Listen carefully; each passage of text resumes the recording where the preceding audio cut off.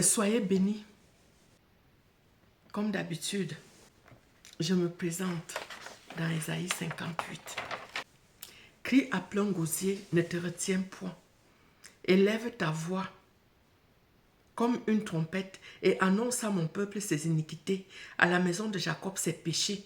Tous les jours, ils me cherchent, ils veulent connaître mes voies, comme une nation qui aurait pratiqué la justice. Et n'aurait pas abandonné la loi de son Dieu.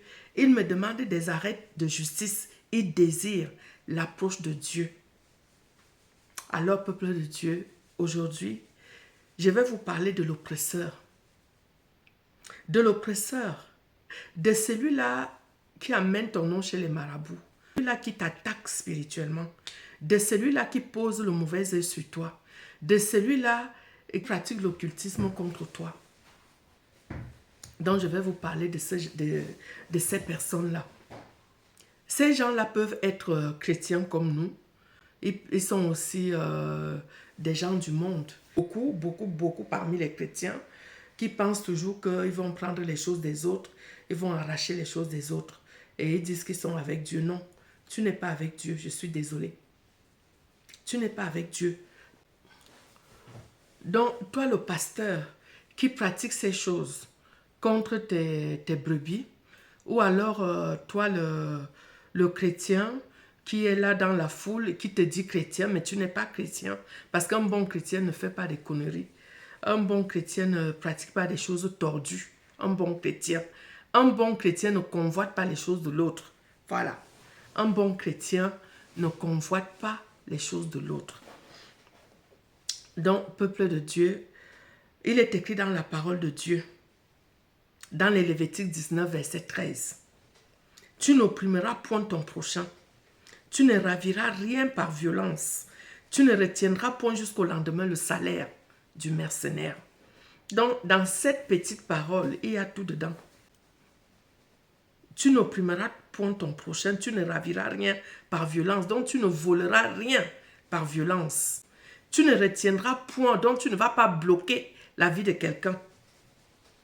Cette parole s'adresse à ceux qui volent, à ceux qui bloquent, à ceux qui retiennent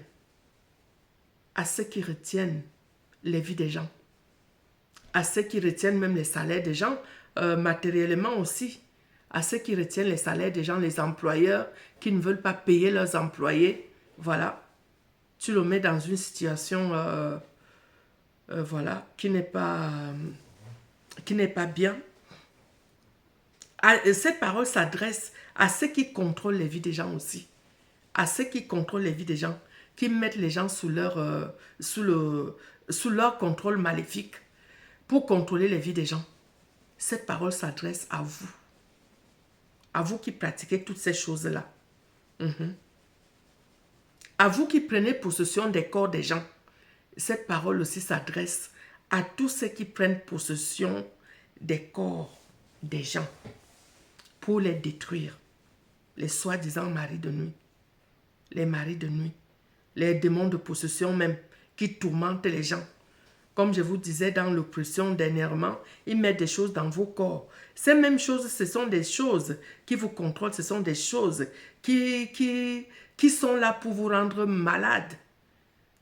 Pour vous rendre malade. Donc tout ça, c'est l'oppression.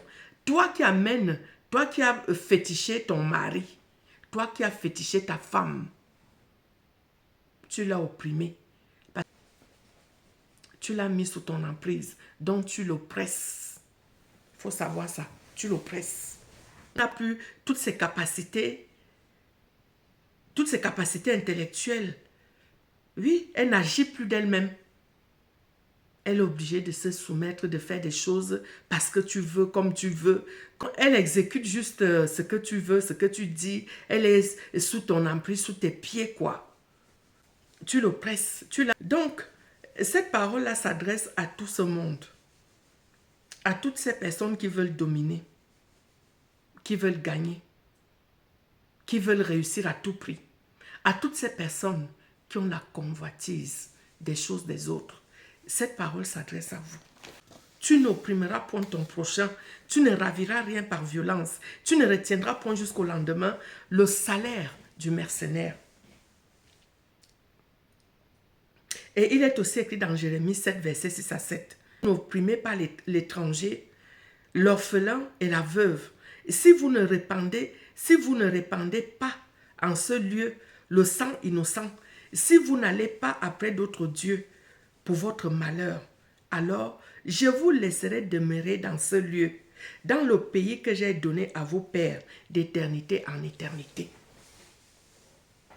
Alors, toi qui opprimes les gens, toi qui as mené le nom des gens chez les marabouts, toi qui as volé, qui as convoité, toi qui convoites la chose de l'autre, toi qui poses les pièges à l'autre, as-tu le pouvoir et l'autorité qu'il faut pour combattre la victime, pour combattre ta victime, parce que c'est ta victime. Pour combattre ta victime qui est chrétienne, parce que je ne veux pas parler de n'importe quelle victime. Il y a les victimes qui sont comme ça, qui ne comprennent rien, qui ne savent rien, qui vivent comme ça, qui savent que le mal n'existe pas, rien n'existe. Elles sont comme ça. Ils sont devenus fous, ils sont devenus soulards, ils sont devenus tout ce qu'ils sont devenus. Parce qu'ils n'ont pas eu la connaissance de savoir que le mal existe. Voilà. Ils sont devenus fous, ils sont devenus soulards. Et soulards, il y en a qui sont morts. Donc, je veux vous parler ici de la victime qui croit en Dieu, qui a son Dieu comme appui. Est-ce que tu penses vraiment que toi, tu peux combattre cette personne? Est-ce que tu penses que toi, tu as le droit de parler contre cette personne? Tu n'as aucun droit de parler contre cette personne. Tu n'as aucun pouvoir, aucune autorité de parler contre cette personne. Tu n'es pas sur ta terre promise. Tu n'es pas sur ta terre promise. Le Seigneur dit bien dans Jérémie 17, il dit, si tu veux demeurer dans le pays que j'ai promis à vos pères, si tu veux demeurer dans ce pays, il faut laisser le péché. Il faut laisser le péché. Et ces péchés-là, il cite bien les péchés. Si vous n'opprimez pas l'étranger, l'orphelin et la veuve, si vous ne répandez pas en ce lieu le sang innocent, si vous n'allez pas après d'autres dieux pour votre malheur, alors je vous laisserai demeurer dans ce lieu, dans le pays que j'ai donné à vos pères d'éternité en éternité. Alors si toi, tu opprimes les gens, penses-tu vraiment que tu demeures dans ce pays-là qu'il a donné à nos pères d'éternité en éternité? Non. Non. Donc, tu n'as aucun pouvoir, aucune autorité de parler contre ta victime qui est chrétienne. Je dis bien, qui est chrétienne, qui croit en Dieu. Mais moi qui suis en Dieu là, tu ne parles pas contre moi. Tu ne pries même pas contre moi. Tu ne jeûnes même pas contre moi. Parce que j'annule tout, j'anéantis tout, je détruis tout. Et je te retourne même encore ce que tu as dit. Jusqu'à ta 15e génération. Jusqu'à ta 15e génération. Toi qui pratiques même aussi l'idolâtrie, tu es dedans. Toi qui te dis là que tu pries avec le chapelet là, tu ne peux pas. Si la parole dit dans Isaïe 66, je vais prendre dans verset 1 à 2. Ainsi parle l'Éternel, le ciel est mon trône et la terre mon marchepied. Quelle maison pourriez-vous me bâtir? De quel lieu me donneriez-vous pour demeure? Toutes ces choses, ma main les a faites, et toutes ont reçu l'existence, dit l'Éternel. Voici sur qui je porterai mes regards, sur celui qui souffre et qui a l'esprit abattu, sur celui qui craint ma parole. Alléluia. Sur celui qui craint ma parole. Donc si toi, tu ne crains pas la parole de Dieu et tu vas dire que tu vas faire des offrandes, les offrandes, tu vas construire les autels là pour combattre un chrétien qui craint la parole de Dieu et qui craint même Dieu, pardon, tu ne vas pas faire. Tu ne vas pas faire. Si tu es dans l'idolâtrie, tu ne peux pas faire. Parce qu'il dit plus bas, celui qui immole un bœuf est comme celui qui tuerait un homme. Celui qui sacrifie un agneau est comme celui qui romprait la nuque à un chien. Celui qui présente une offrande est comme celui qui répandrait du sang de porc. Celui qui brûle de l'encens est comme celui qui adorerait des idoles. Tout cela se complaise dans leur voix et leurs âmes trouvent du plaisir dans leur abomination. Mais moi aussi, je me complairai dans leur infortune. Je me complairai dans leur infortune et je ferai venir sur eux ce qui cause leur effroi parce que j'ai appelé et qu'ils n'ont point répondu. Parce que j'ai appelé et qu'ils n'ont point écouté. Mais ils ont fait ce qui est mal à mes yeux et ils ont choisi ce qui me déplaît. Ils ont choisi ce qui me déplaît. Voilà. Donc, toi qui pratiques des rituels, tu allumes l'encens, tu fais ceci. C'est des choses qu'on néglige. Hein. Moi-même, j'étais dedans quand j'étais catholique. Et j'ai combattu, j'ai prié les chapelets, Quand je priais, je faisais 9 chapelets par jour. 9 chapelets, donc 3 rosaires par jour. Je faisais. Et je n'avais aucune victoire. Au contraire, j'avais les attaques qui venaient encore de partout, les flèches de partout. C'est à l'époque où je ressentais quelqu'un vient me doser. On vient me doser. Je sentais que quelqu'un me tape le gourdin même. Voilà. Pour vous dire à quel niveau. Donc quand je faisais les rosaires là, aïe aïe aïe. C'est là où je ressentais des trucs, les flèches qui rentrent dans mon corps. La nuit même, je sentais que les choses, les gens qui viennent, comme si on versait des poussières sur moi, comme si on versait des poudres, comme si on venait verser une poudre sur moi. Je ressentais des choses bizarres à l'époque. Donc, toi qui pratiques ces choses, tu ne peux pas combattre quelqu'un qui craint la parole de Dieu. Je suis là pour parler du péché. Tu ne peux pas combattre quelqu'un qui craint la parole de Dieu et qui craint même Dieu. Parce que même quand je priais le chapelet, moi je craignais Dieu. J'étais toujours dans le besoin d'aider, de secourir, les attaques de ça, la souffrance de ça. C'est pour ça que je vous dis toujours, cherchez Dieu dans la parole. Cherchez Dieu dans la parole parce que vous-même vous avez entendu, il dit, voici sur qui je porterai mes regards, sur celui qui souffre et qui a l'esprit abattu, sur celui qui craint ma parole. Donc ça ne doit pas tomber dans les oreilles de sourds. Celui qui craint la parole de Dieu. Donc arrêtez de penser que toi qui pries le chapelet là, tu ne vas pas me combattre. Je suis désolée. Tu ne vas pas me combattre. Dès que tu finis de faire ton chapelet là, quand moi j'arrive derrière, je fais ma part, je parle quelques mots, avec la parole de Dieu là, je bloque et je te retourne tout ça, tout ce que tu as dit, je te retourne ça, ça retourne sur toi-même. Et moi-même quand je priais ce chapelet, j'avais toujours l'impression que je ressentais toujours que les prières revenaient toujours contre moi. Dieu m'a fait vraiment vivre ces choses pour témoigner aussi. J'étais sur ça, me laver avec le sel. Je croyais que dès que je me lave avec le sel, tout va partir. Les problèmes sont finis. Les encens, j'allume les encens à gauche et à droite. Rien n'a été fait, mes sœurs et frères. Dieu veut sauver son peuple. Donc quand je viens parler du péché, ce n'est même pas pour condamner. C'est pour que vous sortez de là. Sortez du péché. Le péché n'est pas bon. Sortez du péché, le péché n'est pas bon. Je vous dis, le péché tue. Le péché te détruit, le péché t'anéantit. Il n'y a rien de bon dans le péché. Donc sortez de là, mes frères. Sortez de toutes ces choses. Cherchez Dieu dans sa parole. À l'époque même, je cherchais Dieu dans la parole, hein, mais j'étais toujours dans l'idolâtrie. J'étais dans l'idolâtrie, je sais que ça va énerver beaucoup de personnes. Mais on vous dit des choses pour vous sauver. Pour vous sauver. Et Dieu fait vivre ces choses à certaines personnes comme nous pour qu'on témoigne. Pour qu'on témoigne de la douleur qu'il y a dans ça.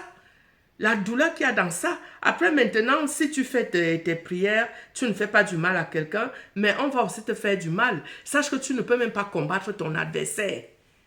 Tu ne peux pas le combattre avec ça puisque tu es dans le péché comme lui. Celui qui t'a fait du mal est dans le péché. Et ton oppresseur est dans le péché. Et toi, tu es dans l'idolâtrie. Quel combat vous allez faire? Aucun combat.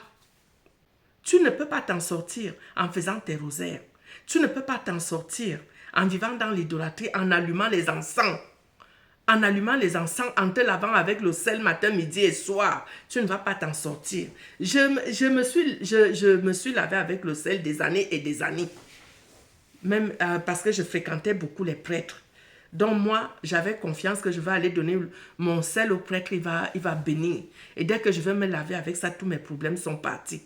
Et c'est ça, oui, ça te donne l'impression que c'est parti, mais c'est là. Rien n'est parti, mes frères et sœurs.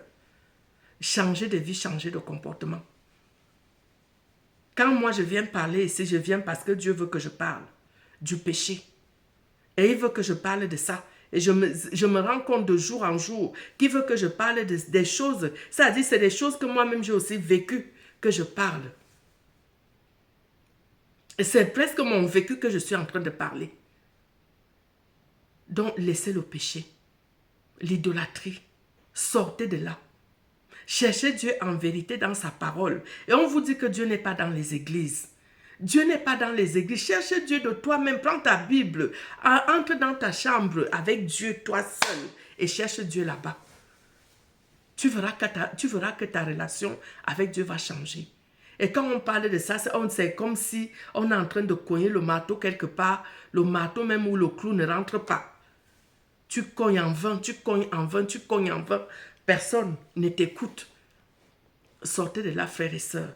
Sortez des rituels sataniques. Sortez de ces choses. Sortez de là. Donc aujourd'hui, j'ai voulu parler de ça. De cette façon de croire que toi, qui est dans l'idolâtrie, toi qui pratiques l'occultisme, tu peux parler contre moi. Tu n'as pas le droit de parler contre moi. Ça, c'était avant. Tu ne parles pas contre moi. Et tu ne pries même pas contre moi. Tu ne jeûnes pas contre moi.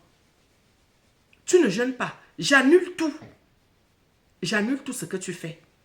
Parce qu'il est écrit dans le Proverbe, il est écrit, la prière du pécheur est une abomination devant l'Éternel. C'est lui qui ferme l'oreille à la loi. La loi, là, c'est la parole de Dieu. Qui ferme l'oreille à la loi, même sa prière est une abomination. Il est encore écrit dans le Proverbe, il est écrit, le sacrifice d'un pécheur est une abomination à l'Éternel, mais la prière du juste lui est agréable. Et il est encore écrit dans le Proverbe, vous allez chercher. Je ne veux plus trop donner les trucs. Dès que vous entendez une parole, vous cherchez. Ça va vous pousser à aller dans la Bible, chercher dans la Bible. Donc, le sacrifice d'un pécheur est une abomination. D'autant plus quand il le fait avec de mauvaises intentions. Donc, quand tu vas venir gêner contre moi, là, avec de mauvaises intentions, l'intention encore de me bloquer, l'intention de me détruire, l'intention de me tuer, tu comptes même sur quoi? Quand tu viens faire ton jeûne, là, tu comptes sur quoi? Comme je vous dis, la personne qui veut ma mort, toi-même, tu vas entrer dans le tombeau, là. Tu vas entrer dans le cercueil, là. Tu vas entrer, tu vas tomber. Selon tes propres intentions, là. Ce n'est pas moi qui te tue. Tu vas mourir selon tes propres intentions dans ton cerveau. C'est ça qui va te faire tomber. Comme je vous parlais aussi la dernière fois, quelles sont les paroles même que Dieu a placées dans ta vie? Alors, il y a des êtres humains sur cette terre qu'il ne faut pas toucher. C'est quand on est ignorant qu'on souffre. Sinon, moi, je ne souffrirais pas. Si j'avais la connaissance là depuis, je ne souffrirais pas.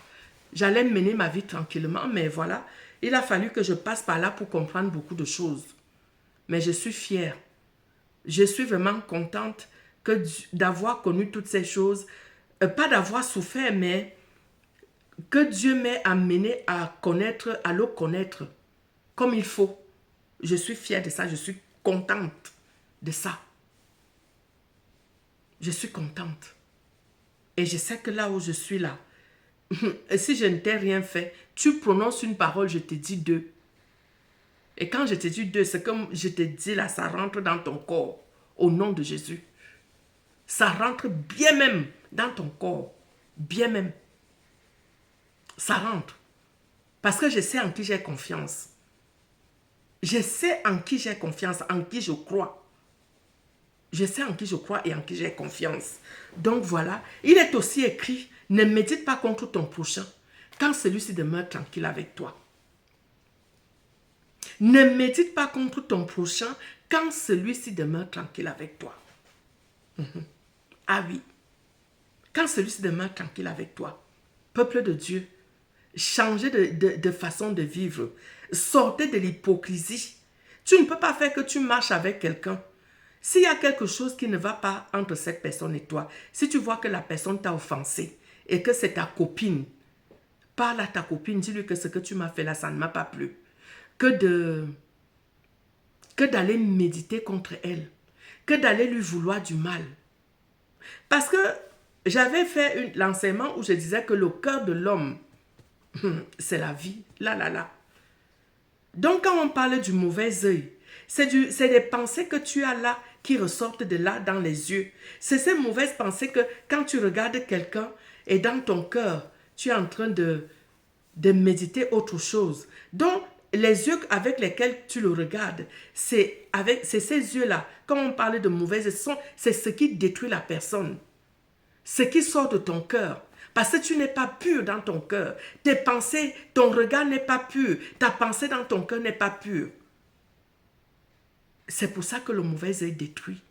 Donc, arrêtez, changez de vie. Arrêtez de marcher avec des gens et être hypocrite. L'hypocrisie, c'est pas bon. L'hypocrisie, c'est pas bon. L'hypocrisie, c'est pas bon. Allez regarder dans le psaume 55. Dans le psaume 55, verset 24, il est écrit « Violent ou fourbe, il les jettera au puits de la mort. » Il les jettera au puits de la mort. Donc, vous qui marchez avec des gens avec deux cœurs, ce n'est pas bon. Ou tu dis oui à la personne, ou tu dis non. Tu n'es pas obligé de marcher avec quelqu'un. Tu n'es pas obligé d'avoir une copine. Si ça ne va pas, il faut laisser. Il faut laisser. Et si tu veux marcher avec la personne, tu vois qu'elle t'a offensé, dis-lui que ce que tu m'as fait là, ça ne m'a pas plu. Ça ne m'a pas plu. Que de faire des trucs dans le dos, de faire des trucs dans le dos et détruire la vie de la personne, détruire sa santé, ça ne sert à rien. Il faut être honnête. Il faut être sincère dans l'amitié. Il faut être sincère dans chaque relation même. Il faut être sincère. Ça ne sert à rien d'être hypocrite. Violent ou fourbe, il les jettera au puits de la mort.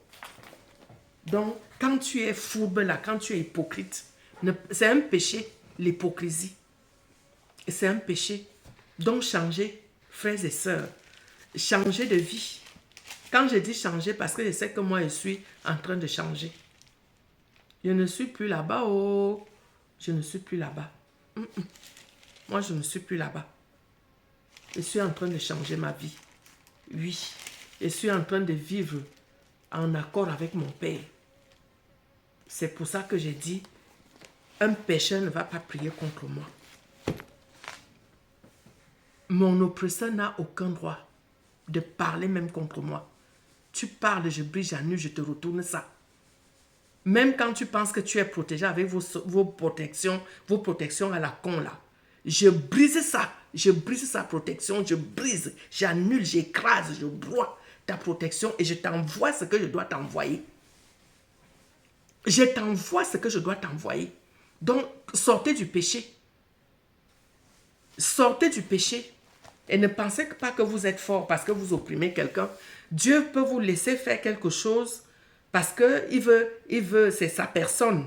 C'est sa personne. Comme je suis en train de témoigner là, il m'a fait vivre ces choses pour que je témoigne. Pour que je témoigne, pour dire aux gens que sortez de là. Vous dites que vous priez le chapelet, le chapelet. Le chapelet, tu pries.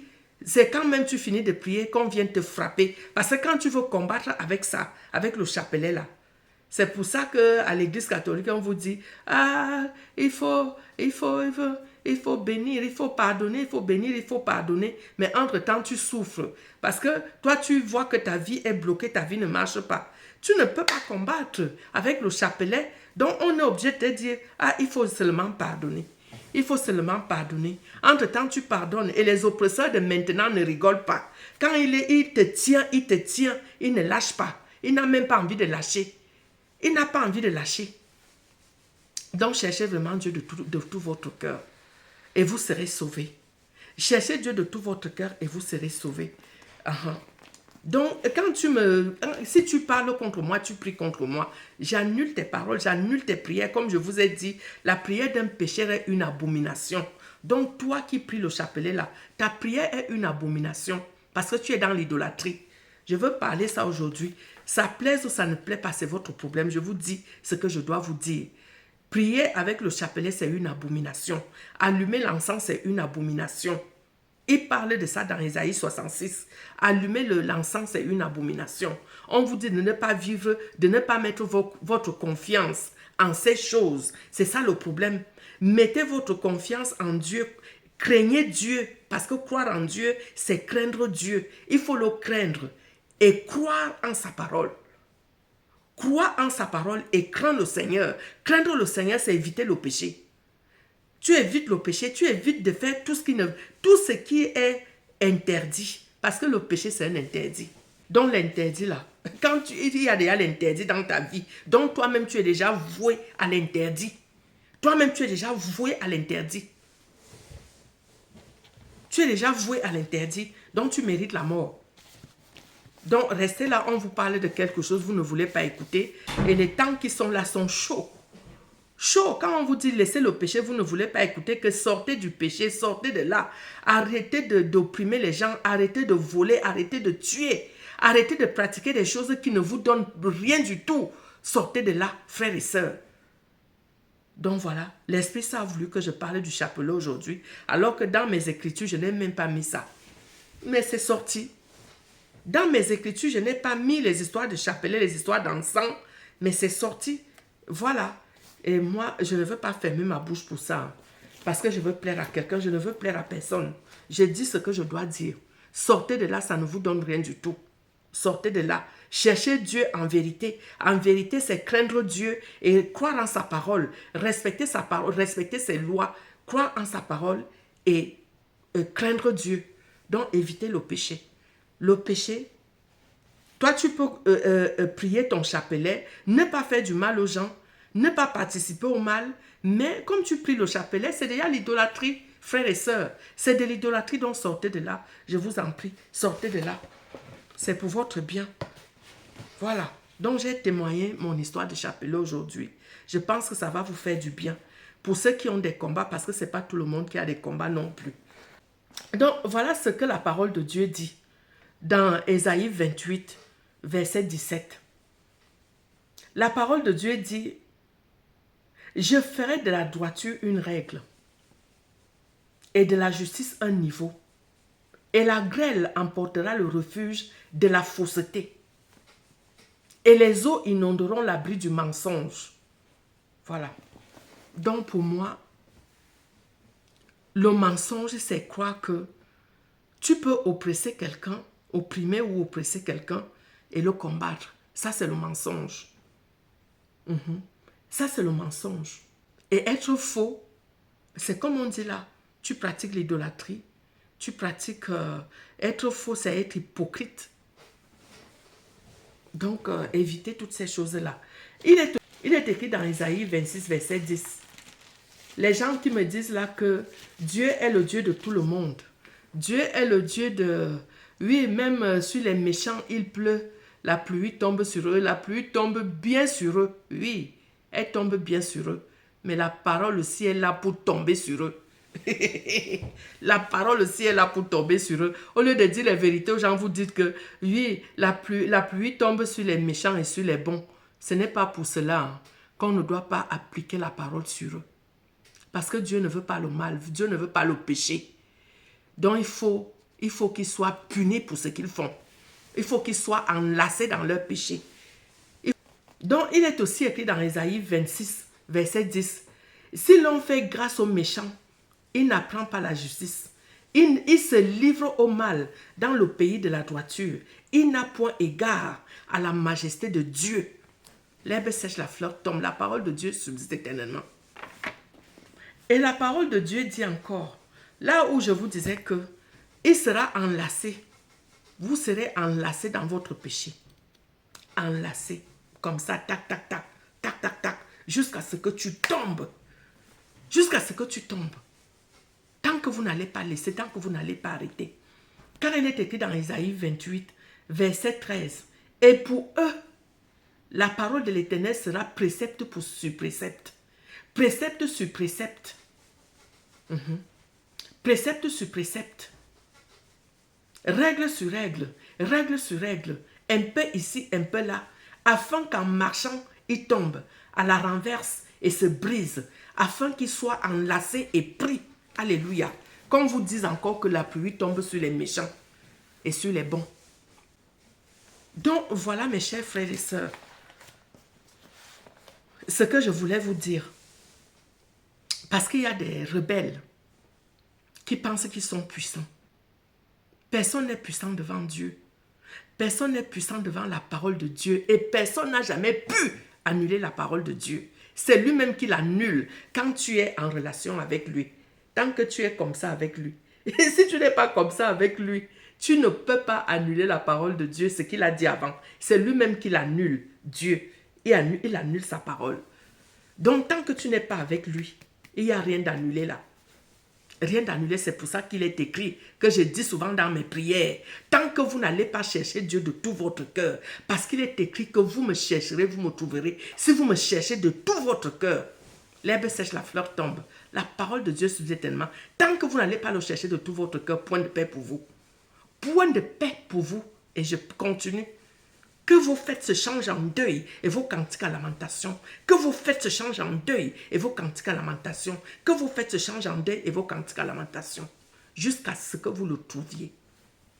Tant que vous n'allez pas le trouver, point de paix. Donc pour le trouver là, si vous avez volé, vous allez restituer. Avant que ça soit bon, tu vas d'abord restituer ce que tu as pris. Tu vas d'abord restituer ce que tu as pris. Tu vas te repentir du mal que tu as fait. Tu vas te repentir. Tu vas renoncer. Tu vas te repentir. Tu vas renoncer au mal que tu as fait. Et là, ça sera bon. Voilà. Donc, c'est ce que je voulais vous dire aujourd'hui. Que personne, aucun méchant n'a le droit de prier contre toi. Toi, chrétien qui te dis chrétien, vrai chrétien, que tu sais que tu as déjà fui beaucoup de choses. Tu sais que tu as déjà laissé beaucoup de choses. Tu sais que tu essaies de vivre comme la parole de Dieu le demande. Personne n'a le droit de parler devant toi. Personne. Personne. Parce que si tu veux combattre ton ennemi, il faut fuir le péché. Tu ne peux pas le combattre avec une tâche en toi. Tant qu'il voit la tâche là, il vient t'attaquer. Il vient t'attaquer la nuit, il vient t'attaquer le jour. Donc, il faut fuir le péché. Il faut le fuir de toutes tes forces, de toute ton âme. Fuis le péché. Et tu pourras combattre. Fuis le péché et tu pourras entrer dans des guerres spirituelles. Mais si tu n'as pas fui le péché, tu ne vas pas combattre. Tu seras anéanti, tu seras même détruit. Tu seras détruit, tu vas sortir de là épuisé, le corps cassé. Quand il y a le péché en toi. Donc sortez du péché mes frères. Sortez du péché frères et sœurs. Sortez du péché. Sortez du péché. Reformez vos voies. Reformez vos voies et vos vies. Et vous serez sauvés. Reformez vos voies et vos vies et vous serez sauvés. Reformez vos voies et vos vies. Et vos prières seront validées. Et vos prières seront validées. Tant que votre vie n'est pas bien reformée là, ta prière n'est pas validée. Ta prière n'est pas validée. Tu peux donner des offrandes, comme il a dit dans Ésaïe 66. Tu peux faire des offrandes, tu peux faire tout ce que tu veux. Mais tant que le péché est là-dedans, là, rien à faire. Rien à faire. Tu peux aller égorger des bœufs, tu peux aller faire tout ce que tu veux. Mais tant que tu es dans le péché, tu es dans le mal, tu as l'impression que ça va, mais rien ne va dans ta vie. Rien ne va dans ta vie. Donc, reformez vos voies et vous serez sauvés. Soyez bénis.